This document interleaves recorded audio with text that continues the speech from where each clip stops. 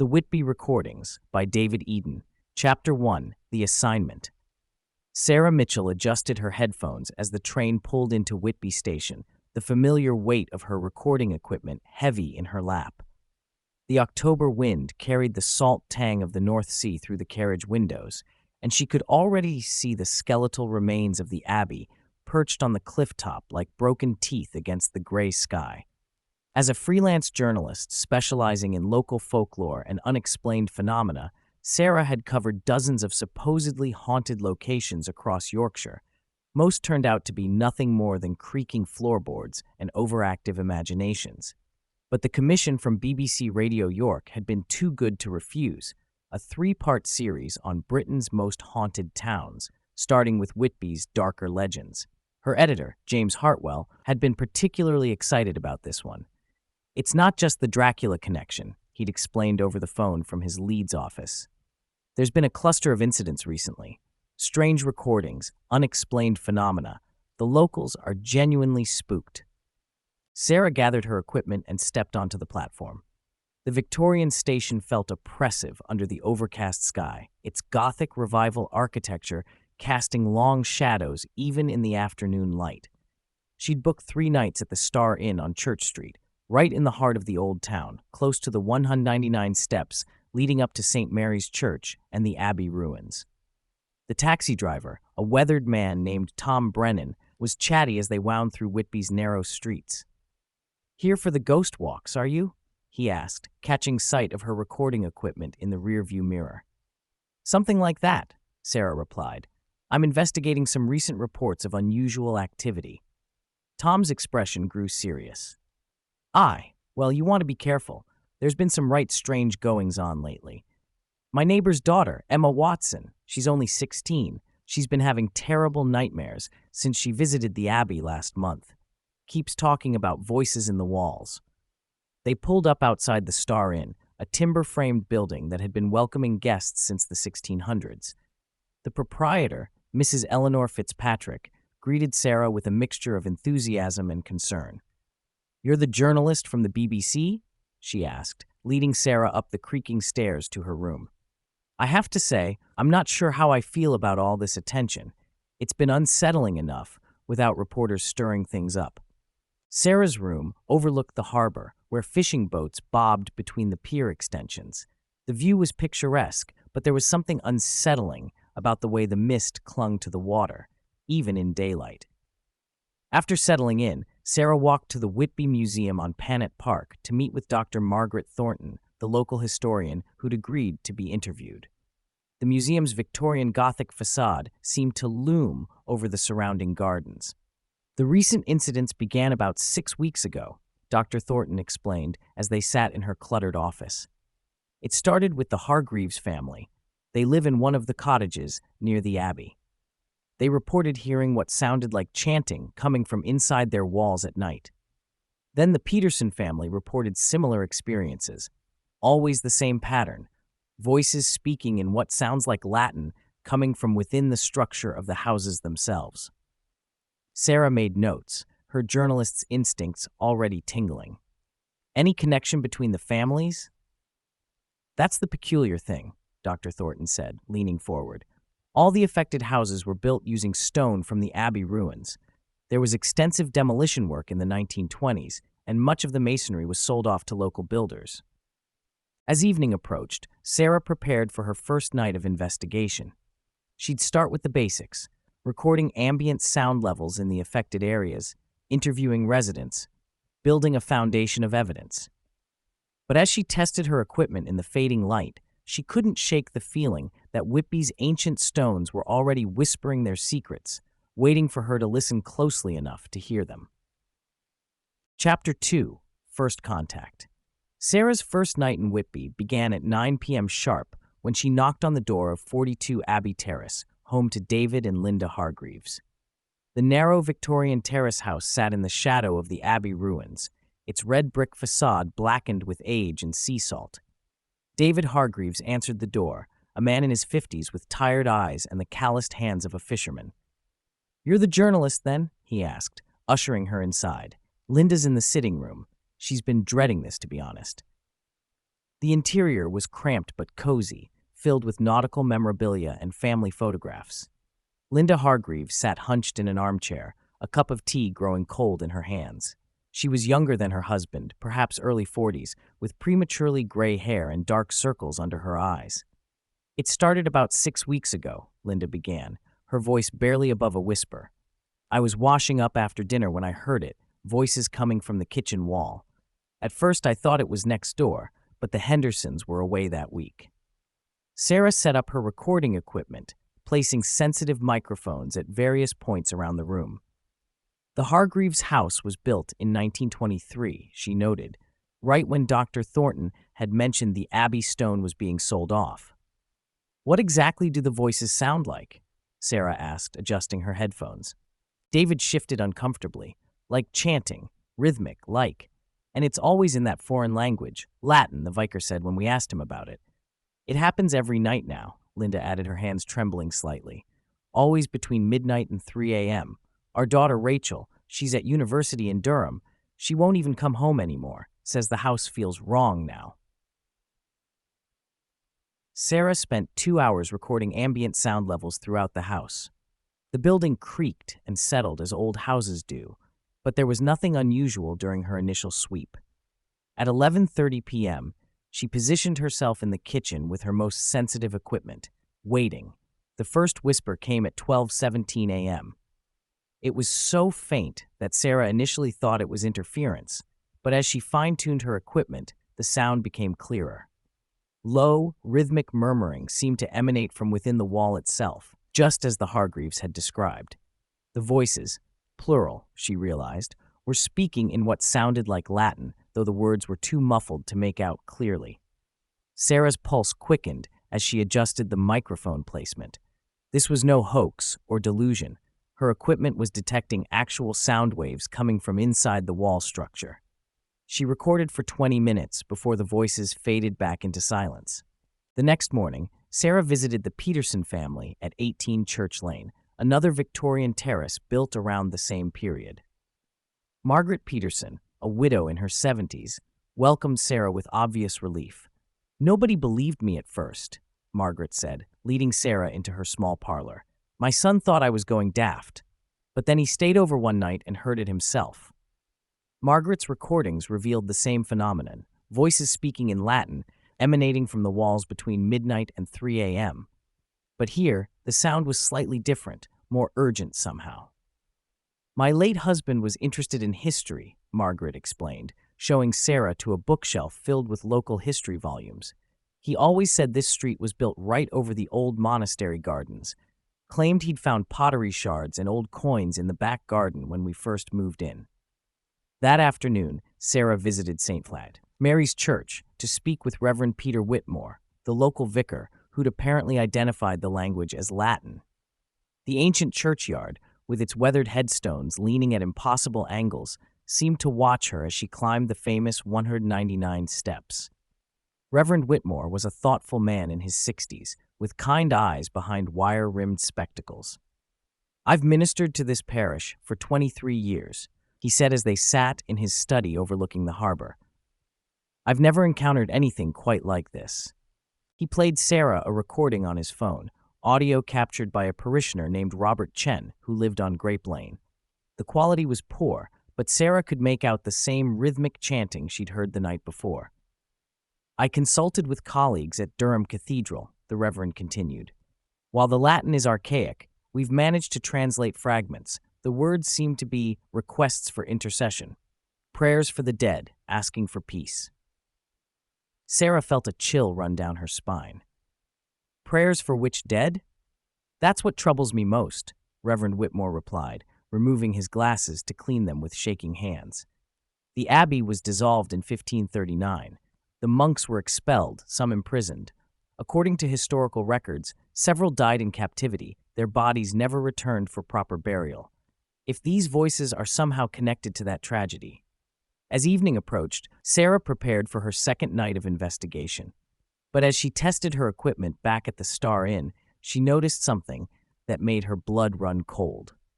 Playing back the previous night's recordings through her professional headphones, she could hear something she'd missed during the live recording.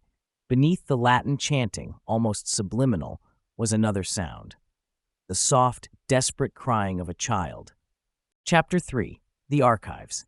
Sarah spent the morning at the Whitby Archives, housed in a converted Victorian schoolhouse on Flowergate. The archivist, a meticulous woman named Helen Moorcock, had pulled boxes of documents dating back to the 1920s demolition of parts of Whitby Abbey. Most people don't realize how much of the Abbey was actually dismantled after the Great War, Helen explained, spreading yellowed building permits across a reading table. The government needed money, and selling off surplus medieval masonry was considered acceptable then. Sarah photographed permit after permit, building a map of which houses had used Abbey stone. The pattern was more extensive than she'd initially thought. Nearly 30 properties across the old town contained masonry from the dissolved monastery. "Here's something interesting," Helen said, producing a leather-bound ledger. "This is from Thornton and Sons, the builders who bought most of the stone. Look at this entry from September 1924. The handwritten note, in faded brown ink, read, 'Stone from North Transept unusable due to persistent dampness and foul odor. Mr. J. Thornton reports workmen refuse to handle these particular blocks, sold at reduced rate to Morrison Construction for use in foundations only.'" Sarah's pulse quickened. "Do you know which houses Morrison Construction worked on?" Helen consulted another ledger. "Let me see. Morrison did the foundation work for Church Lane, Abbey Terrace, and Grape Lane, the very streets where your mysterious voices have been reported." That afternoon, Sarah tracked down the only surviving member of the Morrison family, 87-year-old James Morrison, now a resident at Whitby Community Care Home on West Cliff. The elderly man's eyes were sharp despite his age, and he remembered the 1920s construction work with unsettling clarity. "My grandfather never spoke about those particular stones," James wheezed, his gnarled hands shaking as he reached for his tea. "But I remember the stories my father told, said the men wouldn't work with them after the first week, claimed they heard things, voices, crying. Absolute nonsense, my grandfather said, but he had to pay double wages to get the job finished. What happened to the stones that the workers refused to use? Buried them deep in the foundations, mixed with concrete. My grandfather figured if you couldn't see them, the men couldn't get spooked by them." James's watery eyes fixed on Sarah. "But I'll tell you something, miss. Every house Morrison built using those stones, something's always been wrong with them. Families don't stay long. My grandfather used to say the stones remembered things they shouldn't." That evening, Sarah contacted Dr. Elizabeth Hartley, a medieval historian at York University who specialized in monastic dissolution. Over a video call from her Leeds hotel room, Dr. Hartley provided crucial historical context. "The dissolution of Whitby Abbey was particularly brutal," Dr. Hartley explained, her face serious on Sarah's laptop screen. "Unlike some monasteries where monks were pensioned off, several of Whitby's brothers were imprisoned on charges of treason. The records show at least 6 died in custody, including a novice named Brother Thomas who was barely 16. Sarah's blood chilled. The crying child in her recordings suddenly made horrific sense. "What's more disturbing," Dr. Hartley continued, "is that their bodies were never returned to consecrated ground. Medieval Catholics believed this condemned their souls to wander, unable to find peace. If you're dealing with some form of psychic residue, the emotional trauma would be enormous." After the call, Sarah reviewed her recordings from both nights, using professional audio software to isolate different frequency ranges. The child's crying was definitely there, along with at least 4 distinct adult voices. But there was something else, a rhythmic tapping that seemed to follow a pattern. Working late into the night, Sarah realized the tapping matched Morse code. Her hands trembled as she transcribed the message, "Help us, find us, burial, peace." The next morning brought disturbing news. Mrs. Fitzpatrick knocked on Sarah's door at 7 a.m., her face pale with worry. "There's been an incident," she said. "Young Emma Watson, you remember, Tom Brennan's neighbor's daughter? She was found wandering the Abbey ruins at dawn, completely disoriented. She claims she was sleepwalking, but her feet were cut to ribbons from the stones. She has no memory of leaving her house." Sarah dressed quickly and drove to Whitby Hospital with Mrs. Fitzpatrick. Emma Watson was a slight 16-year-old with dark hair and haunted eyes. Her parents, Susan and Michael Watson, looked exhausted. "She's been sleepwalking every night since you arrived," Susan Watson said accusingly. "Always toward the Abbey. Last night was the worst yet." Sarah felt a stab of guilt, but also professional curiosity. "Emma, can you remember anything about your dreams?" The teenager's voice was barely audible. "They're calling for help. The voices in the stones. They showed me where they are, in the crypt beneath the north transept. They're still there, waiting for someone to find them." Dr. Amanda Foster, the attending physician, pulled Sarah aside. "Emma's injuries are consistent with someone walking barefoot across rough stone for several hours. But here's what's strange. She has fragments of medieval mortar embedded in her wounds, mortar that matches samples from the Abbey ruins, but also from much deeper underground than any tourist could access." As Sarah left the hospital, her phone buzzed with a text from James Hartwell. "Sarah, we've received reports of similar incidents in Glastonbury and Canterbury. Whatever you've uncovered in Whitby, it might not be isolated. Call me urgently." Standing in the hospital car park, looking up at the Abbey ruins silhouetted against the gray sky, Sarah realized her investigation had taken a dangerous turn. The voices weren't just historical echoes. They were actively reaching out, using living people as conduits to deliver their desperate message. And somewhere beneath Whitby's ancient stones, 6 souls had been waiting nearly 5 centuries for someone to hear their pleas. Chapter 4: The Descent. Sarah's phone call with James Hartwell that evening was deeply unsettling. Reports were indeed coming in from Glastonbury and Canterbury, similar phenomena involving voices from stones, sleepwalking incidents, and historical connections to dissolved monasteries. "The pattern is identical," James explained from his office in Leeds. "Young people are being affected first, always drawn to the ruins during sleep. The church authorities are getting nervous. They've asked us to suspend the radio series." "I can't stop now," Sarah protested, pacing her hotel room. "I'm on the verge of something important. These monks died horribly, their bodies lost. If there's a chance to give them peace." "Sarah, you're a journalist, not a paranormal investigator. This is becoming dangerous." After hanging up, Sarah made a decision that would change everything. She contacted Dr. Robert Sinclair, a geophysics professor at Sheffield University who specialized in ground-penetrating radar. If Emma Watson's visions were accurate, there might be an undiscovered crypt beneath the Abbey's north transept. Dr. Sinclair arrived the next morning with a van full of equipment and 2 graduate students, Marcus Vall and Priya Patel. Sarah had convinced him this was an archaeological opportunity, a chance to map previously unknown medieval structures. The ground-penetrating radar should reveal any voids or chambers within a 20-foot depth, Dr. Sinclair explained, as they set up equipment in the Abbey ruins. The October morning was cold and misty, with few tourists braving the weather. It took 3 hours of systematic scanning, but the results were extraordinary. The radar revealed a large void directly beneath where the north transept would have stood, a chamber roughly 30 feet long and 15 feet wide, approximately 12 feet underground. "This is remarkable," Dr. Sinclair said, studying the readouts. "There's definitely a substantial void here. Medieval monasteries often had crypts, but this one isn't marked on any existing plans." Sarah felt a mixture of excitement and dread. Is there any way to access it? Marcus Vale, a lanky postgraduate with an enthusiasm for medieval architecture, pointed to a section of collapsed masonry. "There might be an entrance here. These stones have shifted over time. There could be a way down." Working carefully with archaeological tools, they began clearing centuries of accumulated debris. After 2 hours, Marcus's trowel struck something metallic, the rusted remains of an iron gate, partially buried beneath fallen stones. "This is it," Sarah whispered, her heart pounding. "This has to be the entrance Emma saw in her dreams." Dr. Sinclair was more cautious. "We need proper permissions before attempting any excavation. English heritage would have our heads if we—" "Dr. Sinclair," Priya interrupted, her voice tight with concern. "Look at the radar display." They gathered around the equipment. The underground chamber was no longer empty on the scan. 6 distinct shapes now appeared on the screen, human-sized forms arranged in what looked like a deliberate pattern. "That's impossible," Dr. Sinclair muttered, adjusting the equipment. Radar can't detect organic remains this old.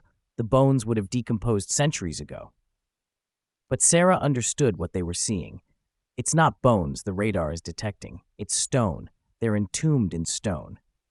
As afternoon gave way to evening, Sarah made another fateful decision. She returned to the Abbey alone after dark, carrying her recording equipment and a powerful torch.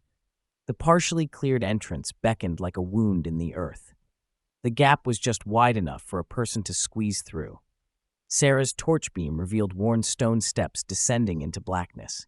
The air that wafted up from below was cold and carried the faint scent of incense, impossible after 5 centuries. Against every instinct of self-preservation, Sarah descended. The crypt was exactly as the radar had indicated, a long, vaulted chamber with Gothic arches supporting the ceiling. But what took her breath away were the 6 stone sarcophagi arranged along the walls. Unlike the weathered masonry above ground, these were pristine, as if they'd been carved yesterday. Each sarcophagus bore a carved inscription in Latin. Sarah's torch beam revealed names and dates. Brother Marcus died 1540. Brother Augustine died 1539. Brother Thomas, the young novice, died 1540, aged 16 years. As Sarah set up her recording equipment, the temperature in the crypt plummeted. Her breath misted in the suddenly frigid air, and her equipment detected temperature readings of near freezing. Then the voices began. Unlike the muffled chanting she'd recorded in the houses above, here the voices were crystal clear. 6 distinct speakers, speaking in Latin, their words echoing off the stone walls with perfect clarity. Sarah's hands shook as she adjusted her microphones, capturing every word. But it wasn't just voices. As her eyes adjusted to the torchlight, Sarah saw them. 6 translucent figures kneeling beside their stone tombs, their faces gaunt with suffering, their monastic robes tattered and stained. They were praying, just as they had been for nearly 500 years. The youngest figure, Brother Thomas, turned to look directly at Sarah. His eyes were filled with such desperate hope that she felt tears streaming down her face. "We have waited so long," he said, his voice carrying clearly despite his lips barely moving. "The stones cry out our names, but no one hears, no one remembers." Sarah found her voice, though it came out as barely a whisper. "What do you need? How can I help you find peace?" "Our names," Brother Thomas replied. "Our names spoken in consecrated ground. We died without last rites, buried in unhallowed earth. The stones hold our anguish, carry our voices to the world above, but we cannot rest until our names are blessed and our souls released." The other figures nodded in agreement, their translucent forms shimmering in the torchlight. Sarah realized she was witnessing something unprecedented, direct communication with souls trapped for centuries. "I'll help you," she promised, her voice stronger now. "I'll make sure people know what happened to you." As the words left her lips, Sarah felt a crushing weight settle on her shoulders. She had made a sacred vow to 6 desperate souls, but she had no idea of the price she would have to pay to fulfill it. Above ground, the wind howled through the Abbey ruins, and across Whitby, every person sleeping in a house built with Abbey stone began to dream the same dream. 6 monks kneeling in an underground chamber, calling out the name of a living woman who had promised to set them free. Chapter 5. The Spreading Darkness. Sarah barely slept that night. Every time she closed her eyes, she saw the faces of the 6 monks, their desperate pleas echoing in her mind. When she finally drifted off around 4 a.m., she dreamed of stone walls pressing in around her, trapping her in eternal darkness. She woke to frantic pounding on her door. Mrs. Fitzpatrick stood in the hallway, her face ashen with terror. "You need to come quickly," she gasped. "Something's happened to half the town." The streets of Whitby looked like the aftermath of a disaster. Ambulances lined Church Street and Abbey Terrace, their blue lights reflecting off the morning mist. Paramedics were treating dozens of residents who sat on doorsteps and garden walls, many wrapped in blankets, all looking dazed and confused. Sarah found Dr. Foster from the hospital coordinating the emergency response. "What's happened?" she asked. "Mass sleepwalking incident," Dr. Foster replied grimly. "Starting around 3 a.m., people began leaving their homes and walking toward the Abbey. We found them all gathered at the ruins, standing in perfect formation around that hole you archaeologists have been digging. They were arranged in 6 groups, each group facing a different direction, all of them chanting in Latin. Sarah's blood turned to ice. How many people? 43 so far. Men, women, children, all from houses built with Abbey stone. Dr. Foster fixed Sarah with a stern look. The local residents are saying this started after you arrived. They want answers. The crowd that had gathered outside the Star Inn was not friendly. Led by Tom Brennan and David Hargreaves, the group of about 20 locals looked angry and frightened. Sarah could see Emma Watson among them, her bandaged feet evidence of her earlier midnight wandering. "You've stirred something up," Tom Brennan accused, pointing a weathered finger at Sarah. "Whatever you've been doing up at the Abbey, it needs to stop. Our families aren't safe anymore." "I'm trying to help," Sarah protested. "The monks who are buried there. We don't care about dead monks," Linda Hargreaves shouted, her voice breaking. "We care about our living children. Emma Watson could have died last night, and she wasn't the only one. My grandson Billy, he's only 8 years old. He was found walking barefoot through the graveyard, speaking words he doesn't understand in a language he's never heard." Sarah felt the weight of responsibility crushing down on her. These people were suffering because of her investigation, because she'd made contact with the trapped souls. But she also knew that ignoring the problem wouldn't make it go away. "Listen to me," she said, raising her voice above the angry murmurs. "This isn't something I caused. It's something that's been building for decades. The voices in your walls, the disturbances, they're getting stronger because these souls are desperate to be found. I've discovered what they need, and I think I can help them find peace." "And what if you can't?" asked Margaret Peterson, her elderly voice cutting through the crowd. "What if you make things worse?" Before Sarah could answer, her phone rang. It was Reverend Whitmore, and his voice was tight with panic. "Sarah, you need to come to the church immediately. Something extraordinary has happened." St. Mary's Church was in chaos when Sarah arrived. The interior was filled with water, not flooding, but water that seemed to be seeping through the ancient stone walls themselves. The centuries-old wooden pews were soaked, and the air was thick with the smell of brine and something else, something like decay.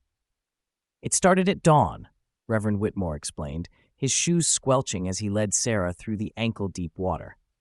"The water is coming from the stones, the same stones that came from the Abbey. But Sarah, that's not the most disturbing part."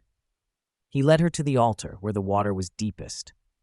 In the flickering candlelight, Sarah could see shapes moving beneath the surface, not fish or debris, but human forms, translucent and shimmering, reaching upward as if trying to breach the surface. "The monks," Sarah whispered. "They're trying to reach consecrated ground." "The congregation is terrified," Reverend Whitmore said. "I've had to cancel all services. But Sarah, I've been thinking about what you told me, about their need for proper burial rites. There might be a way to help them, but it would require something unprecedented." That afternoon, Sarah met with an emergency assembly that included Dr. Sinclair, Reverend Whitmore, Dr. Foster, and representatives from English Heritage and the local council. The situation had escalated beyond a simple archaeological discovery. "The phenomena are spreading," Dr. Foster reported. "We now have confirmed incidents at 57 properties across Whitby. The sleep disturbances are becoming more severe, and we've had 3 people hospitalized for exhaustion and dehydration." English Heritage Representative Janet Crawford was adamant. "Whatever the historical significance, public safety must come first. We're ordering the crypt sealed immediately." "That won't work," Sarah protested. "Sealing the crypt will only make things worse. These souls have been trapped for 5 centuries. They're not going to simply disappear because we close off their burial site." Dr. Sinclair supported her assessment. "The phenomena began well before we opened the crypt. In fact, they seem to have intensified because the spirits now have a direct connection to the surface. Sealing them in again might cause them to manifest even more aggressively." Reverend Whitmore cleared his throat. "There is another option. Canon law does provide for posthumous funeral rites in exceptional circumstances. If we could officially recognize these men as victims of religious persecution, I could perform a proper burial service for their souls." "Would that actually work?" Dr. Foster asked skeptically. Medieval Catholic doctrine held that souls couldn't find peace without last rites and burial in consecrated ground, Reverend Whitmore explained. If their manifestations are rooted in that belief system, then yes, performing the proper rites might release them. As the meeting continued, Sarah received a text message that made her blood run cold. It was from James Hartwell. Sarah, Glastonbury and Canterbury situations have escalated. Military called in. Whatever you're dealing with is spreading nationally. Government involvement imminent. You need to resolve this quickly. Looking around the room at the frightened faces, Sarah realized she had perhaps 24 hours before outside authorities would shut down her investigation entirely. One way or another, she had to fulfill her promise to the 6 monks before tomorrow night. But as she walked back to her hotel through Whitby's narrow streets, she couldn't shake the feeling that she was being watched. In every shadow, in every reflection in the windows, she glimpsed the desperate faces of Brother Thomas and his fellow monks, their need growing more urgent with each passing hour. The stones of Whitby were crying out louder than ever, and soon the entire world would hear their anguish. Chapter 6. The Ritual. Sarah woke before dawn to find her hotel room flooded with the same supernatural water that had invaded St. Mary's Church. It seeped through the walls, pooling on the Victorian floorboards, despite the building being nowhere near the sea. In the murky water, she could see the reflection of 6 desperate faces looking up at her. Her phone buzzed constantly with emergency calls. Dr. Foster reported that Whitby Hospital was overwhelmed with cases of supernatural exposure, patients speaking medieval Latin in their sleep, children drawing detailed architectural plans of buildings they'd never seen, elderly residents experiencing vivid memories of monastic life from centuries before their birth. By 7 a.m., Sarah realized they were running out of time. Government vehicles had been spotted on the outskirts of town, and James Hartwell had texted to warn her that military specialists were en route to contain what officials were now classifying as a major paranormal incident. Reverend Whitmore met Sarah at the church, wading through knee-deep supernatural water that continued to pour from the ancient stones. "I've been in contact with the Bishop of York," he said grimly. "He's granted special dispensation for emergency burial rites. But Sarah, this has to work. If we fail, they're going to evacuate the entire town." Dr. Sinclair and his team had worked through the night to properly excavate the crypt entrance. As Sarah descended the stone steps once again, she found the underground chamber transformed.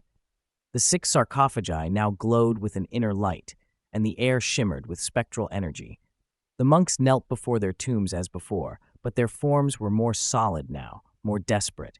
Brother Thomas looked up as Sarah entered. "Time grows short," he said, his voice echoing strangely in the confined space. "The barriers between worlds weaken.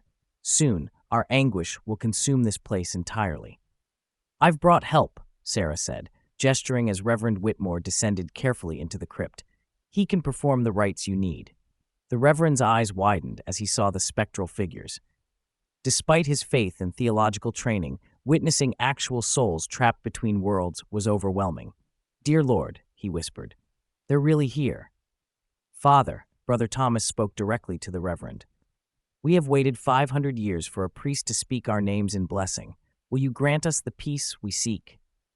Reverend Whitmore steadied himself, drawing on decades of pastoral experience. "I will perform the rites, but I need to know your names, your stories. The church must bear witness to the injustice done to you." Each monk spoke in turn, their voices carrying the weight of centuries of suffering. Brother Thomas, the youngest, had been imprisoned for refusing to sign the oath of supremacy. Brother Marcus had been accused of hiding monastery treasures. Brother Augustine had tried to protect the Abbey's sacred relics. All had died in the dungeons of York Castle, their bodies thrown into unmarked graves, their souls condemned to wander without peace. As the Reverend began the Latin funeral rites, the supernatural phenomena across Whitby intensified to a terrifying climax. Sarah's radio equipment, left recording in the houses above, captured the sounds of every stone in every affected building crying out in unison, centuries of trapped anguish finally finding voice. Mrs. Fitzpatrick called Sarah's mobile with panic in her voice. "The whole town is in chaos. People are collapsing in the streets, speaking in tongues. The water is rising everywhere. It's coming up through the drains, through the walls. And the children, Sarah, all the children are walking toward the Abbey again. Through the church's ancient stones, they could hear the crowd gathering above. Dozens of Whitby residents, drawn by forces beyond their control, their voices joining in a Latin chant they shouldn't have known. The boundary between the living and the dead was dissolving. "Continue the rites," Brother Thomas urged as the crypt began to shake. "We can hold back the chaos, but only if you complete the blessing." Reverend Whitmore's voice grew stronger as he spoke the words of committal. "Into thy hands, O merciful Savior, we commend the souls of thy servants, Marcus, Augustine, Benedict, Francis, Edmund, and Thomas. Acknowledge, we humbly beseech thee, these sheep of thine own fold, lambs of thine own flock, sinners of thine own redeeming."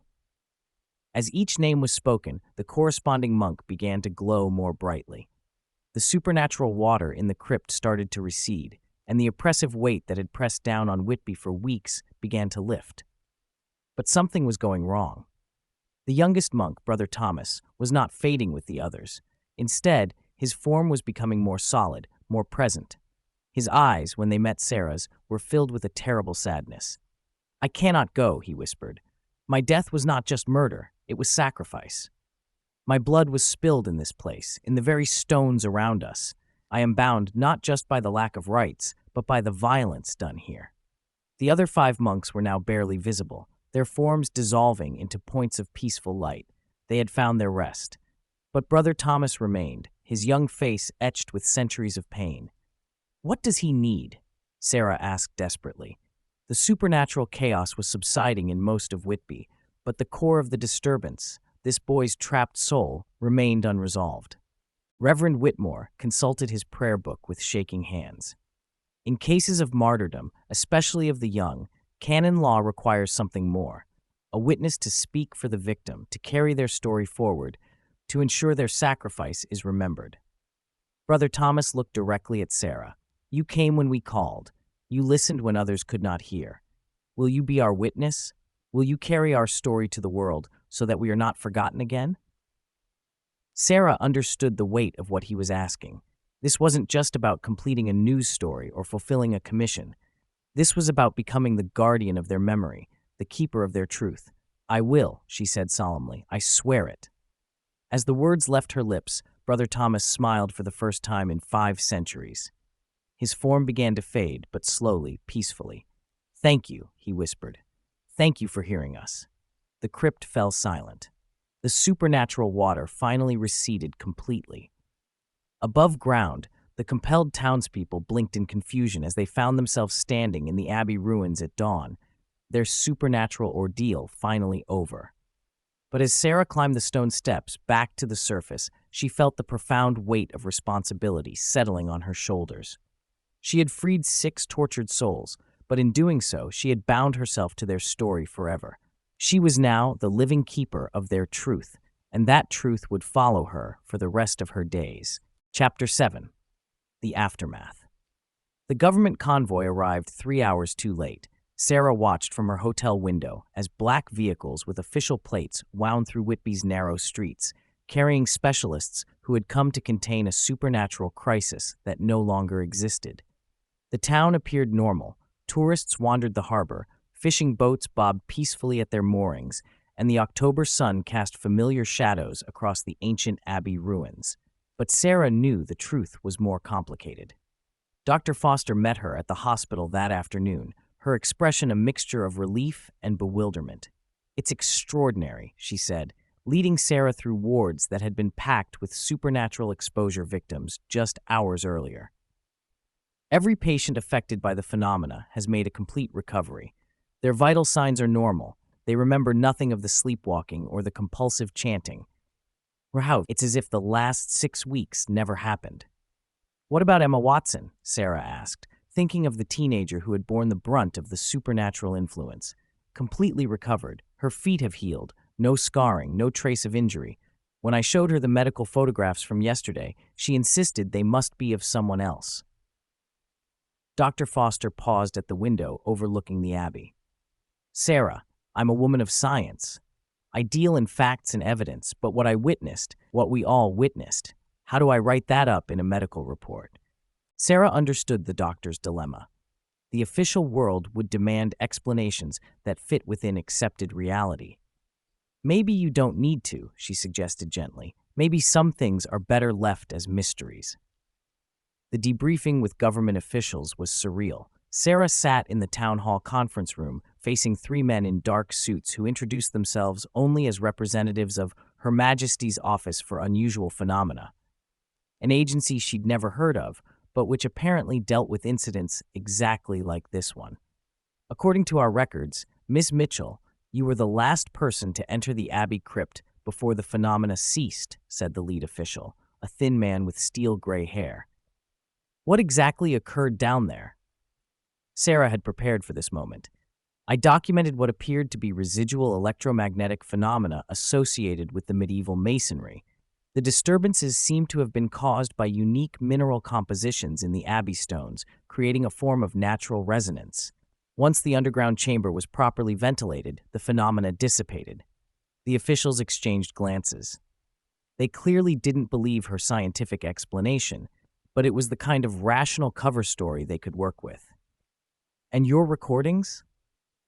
Ambient sound disturbances consistent with structural settling and electromagnetic interference, Sarah replied smoothly. Nothing that couldn't be explained by natural causes. After the officials left, James Hartwell called from Leeds. Sarah, I don't know what you did, but whatever it was worked. Glastonbury and Canterbury have both reported complete cessation of their incidents. The church authorities are calling it a miracle. What about the radio series? Officially canceled due to lack of substantial evidence. But Sarah, James paused. I've been in this business for 20 years. I know when someone's not telling me the whole truth. Are you all right? Sarah looked out at the Abbey ruins, where tourists were taking photographs, oblivious to the drama that had played out there. I'm fine, James, just tired. But she wasn't fine, and she knew it. The weight of her promise to Brother Thomas pressed down on her like a physical burden. She was now the sole keeper of their story, the only living person who knew the true history of what had happened to those 6 men. The responsibility felt overwhelming. That evening, Sarah walked through Whitby's streets, observing the return to normalcy. The Hargreaves family was having dinner together, their kitchen windows glowing warmly, no longer haunted by voices in the walls. Margaret Peterson was tending her garden, humming to herself as she watered her flowers. Children played in the streets without fear of supernatural compulsion. She stopped at Tom Brennan's house, where the taxi driver was washing his car in the driveway. He looked up as she approached, his expression puzzled. "Do I know you, miss?" he asked politely. Sarah's heart sank. The supernatural healing had erased their memories of the crisis entirely. No one in Whitby remembered the voices, the sleepwalking, the terror of the past weeks. She was truly alone with the truth. "No," she said quietly, "I don't think we've met." Back at St. Mary's Church, Reverend Whitmore was conducting evening service as if nothing had ever happened. The church was dry, the walls showed no sign of supernatural water damage, and the congregation sang hymns with peaceful voices. But when Sarah caught the Reverend's eye, she saw recognition there and understanding. After the service, they walked together through the churchyard. "You remember," Sarah said. "It wasn't a question." "I remember everything," Reverend Whitmore confirmed. Perhaps because I was conducting the rites, or perhaps because faith creates its own kind of memory. But Sarah, I want you to know, what we did was right. Those souls deserved peace. But now I'm the only one who carries their story. What if I fail them? What if I die and their truth dies with me? The Reverend stopped beside a weathered headstone and placed a gentle hand on Sarah's shoulder. "Faith isn't about certainty, my dear. It's about trust. You made a sacred promise, and I believe you'll find a way to honor it. The truth has a way of surviving, even when we think it's lost." As Sarah walked back to her hotel for her final night in Whitby, she began to understand what her role truly meant. She wasn't just a keeper of secrets. She was a guardian of justice. Somewhere in the world, there were other sites where similar injustices lay buried, other souls crying out for recognition. Her phone buzzed with a message from an unknown number. "Miss Mitchell, my name is Dr. Catherine Webb. archaeologist at Durham University. I've heard about your work in Whitby through church channels. I believe we need to talk. There are other places, other stories that need to be told. The Abbey of St. Bartholomew in Northumberland has been experiencing similar phenomena. The monks there, they're calling for you specifically. Sarah stared at the message, understanding finally settling over her. Her encounter with Brother Thomas and his fellow monks hadn't been an ending. It had been a beginning. She was no longer just a freelance journalist investigating local folklore. She had become something else entirely, a voice for the voiceless, a seeker of truth for those who had been forgotten by history. As she looked up at the Abbey ruins silhouetted against the star-filled sky, Sarah felt the weight of her destiny settling around her like a cloak. There would be other towns, other buried injustices, other souls waiting centuries for someone to hear their stories. Brother Thomas had chosen well. Sarah Mitchell was no longer just investigating the supernatural, she had become part of it, bound forever to the ancient stones and the secrets they held. Chapter 8, The Guardian. 6 months later, Sarah stood in the ruins of St. Bartholomew's Abbey in Northumberland, her recording equipment picking up the familiar sound of voices trapped in stone. Since Whitby, she had investigated 7 similar cases across England, each one a monastery dissolved during Henry VIII's Reformation, each one hiding the restless souls of monks who had died without proper burial. Her BBC commission had evolved into something far more significant. The Church of England had quietly retained her services as a historical consultant, a diplomatic title that allowed her to work with ecclesiastical authorities to resolve what they termed unquiet consecrated ground. The government's Office for Unusual Phenomena provided funding and logistical support, grateful to have someone who could handle these delicate situations without public panic. But for Sarah, it remained deeply personal. Each case brought her face to face with men who had suffered injustice, whose stories had been erased by time and politics. She had become their voice, their witness, their path to peace. Dr. Catherine Webb, the Durham archaeologist who had first contacted her, had become her closest collaborator. Together, they had developed a systematic approach: historical research to identify the victims, archaeological investigation to locate their remains, and religious ceremonies to provide the proper rites they had been denied. The ground-penetrating radar is showing the same pattern here as we found at Whitby, Catherine reported, studying her equipment readouts in the gray Northumberland afternoon. Multiple voids beneath the north transept, consistent with a hidden crypt. Sarah nodded, but her attention was focused on the voices only she could now hear clearly. Since Whitby, her sensitivity to supernatural phenomena had increased dramatically. She could sense trapped souls from hundreds of yards away, could distinguish between different types of spiritual disturbance, could even communicate directly with the deceased when conditions were right. "How many?" Catherine asked quietly. She had learned to trust Sarah's supernatural perceptions completely. "5 this time," Sarah replied, her eyes closed as she listened to the voices calling from beneath the ancient stones. Brothers Michael, Peter, David, Stephen, and... She paused, her heart clenching as she recognized the familiar sound of a young voice among them. "And Brother William, he's barely 15. There was always a child. In every case they'd investigated, at least one of the victims had been a young novice, condemned to death for refusing to abandon his faith. These young voices affected Sarah the most deeply, reminding her constantly of Brother Thomas and the promise that had changed her life. As evening approached, Sarah made her way down into the newly excavated crypt. Like all the others, it was perfectly preserved, existing in a pocket of supernatural time where decay could not touch the evidence of injustice. The 5 monks knelt before their stone tombs, their forms translucent but clearly visible to Sarah's enhanced perception. Brother William looked up as she entered, his young face bright with hope. "You came," he said wonderfully. "Brother Thomas said you would. He said you were the one who listens, who remembers." Sarah's breath caught. "You know Brother Thomas?" "We all know him," replied the eldest monk, Brother Michael. "When souls find peace through your intervention, they do not simply disappear. They become part of something larger, a communion of the remembered, watching over those still trapped. Brother Thomas speaks often of your courage." The realization that her work had created a network of grateful souls, all watching over her efforts, was both comforting and overwhelming. She was not alone in this mission. She carried with her the blessings of every spirit she had helped find peace.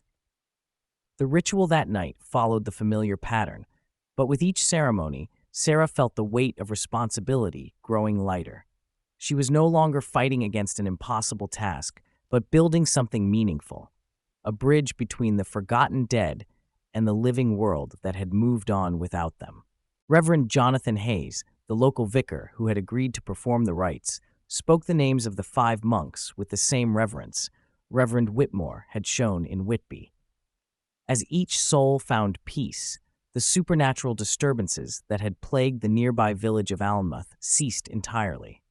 When the ceremony was complete and the last spirit had faded into peaceful light, Sarah climbed back to the surface to find Catherine waiting with her laptop open. "I've been researching," Catherine said, her face serious in the glow of the screen. "Using the patterns we've identified, I've found at least 12 more sites across England where similar phenomena have been reported in recent decades.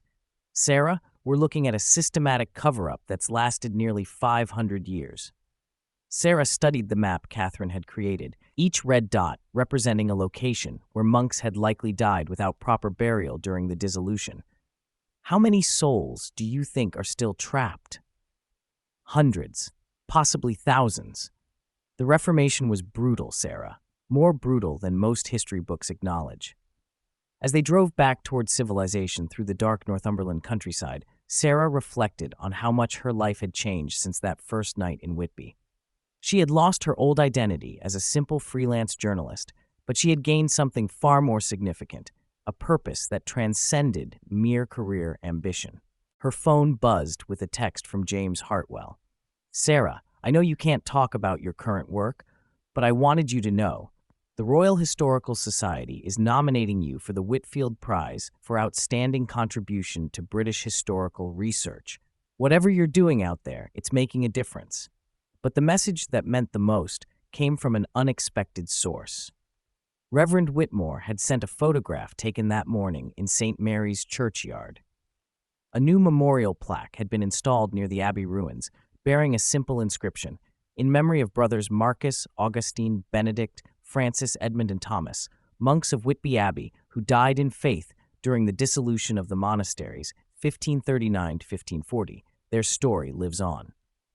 Below the inscription in smaller text were the words, "Their voices were heard, their truth endures." Sarah smiled through her tears. The plaque would weather and fade in time, but the truth it represented would not. Each soul she helped find peace became part of an eternal record, a testament to the belief that no injustice is too old to address, no voice too quiet to be heard. As she looked out at the English countryside rolling past in the darkness, Sarah understood that she had become something unique in the modern world, a guardian of historical truth, a bridge between past and present, a voice for those who could no longer speak for themselves. The stones of England held many secrets, and Sarah Mitchell would spend the rest of her life listening to their whispered confessions, ensuring that the forgotten dead would never be forgotten again. She was no longer just investigating supernatural phenomena. She had become part of the ancient story herself, bound forever to the sacred duty of remembrance. In the distance, church bells tolled midnight across the Yorkshire moors, and in their bronze voices, Sarah could hear the grateful prayers of hundreds of souls finally at peace. Their vigil was ended. Hers had just begun. End of the Whitby Recordings.